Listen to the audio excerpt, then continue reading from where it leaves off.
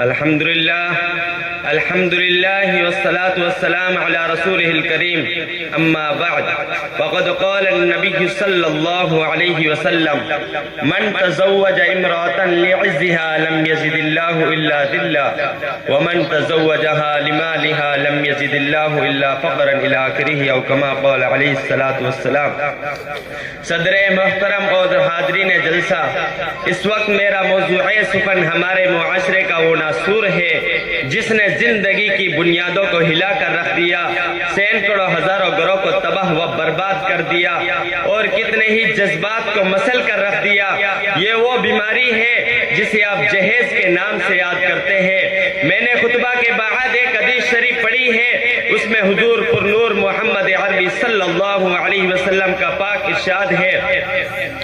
جو شخص عزت حاصل کرنے کے لیے شادی کرے گا تو رب ذوالجلال ایسے شخص کو ذلت کے سوا کچھ نہ دے گا، اور جو شخص مال کے لالچ میں شادی کرے گا تو اس کو فقر و فاقہ اور تنگ دستی کے سوا کچھ نصیب نہ ہوگا۔ اسلام کے پاس بانو، آج ہندوستان کے اندر اور خاص طور سے ہمارے معاشرے میں جہیز ایک ایسا ناسور بن گیا ہے جو ایٹمی ہتھیار سے زیادہ خطرناک اور مہلک ثابت ہوتا جا رہا ہے۔ اس منحوس جہیز کی بنیاد پر ہندوستانی معاشرے میں روزمرہ اخبارات کی رونق زار بن کر یہ سرخیاں چھپتی ہے کہ فلاں شوہر نے اپنے سسرال والوں سے اسکوٹر نہ ملنے پر اپنی نئی نویلی دلہن کو جلا دیا، فلاں شخص نے مزید جہیز کا مطالبہ پورا نہ کرنے پر بیوی کو موت کے گھاٹ اتار دیا۔ پیارے دوستو، اخبارات کی یہ سرخیاں بھی غیر قوموہی کے بارے میں نظر آتی تھی، مگر افسوس صد افسوس کے رفتہ رفتہ ہمارے اسلامی معاشرے کے اندر بھی یہ وبا پھیل چکی ہے۔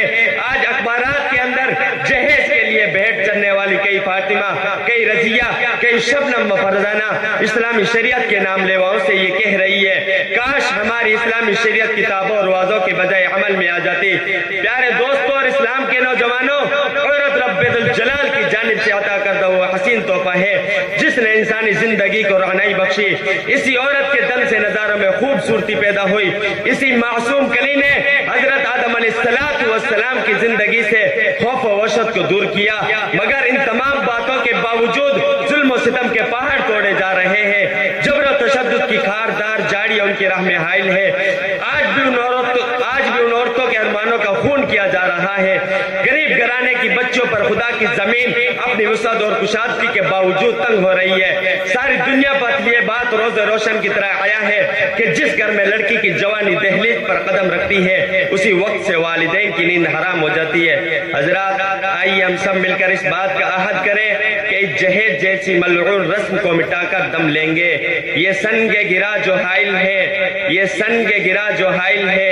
رستے سے ہٹا کر دم لیں گے، ہم پھول بھی ہے تلوار بھی ہے، باطل کو مٹا کر دم لیں گے، وما علینا الا البلاغ۔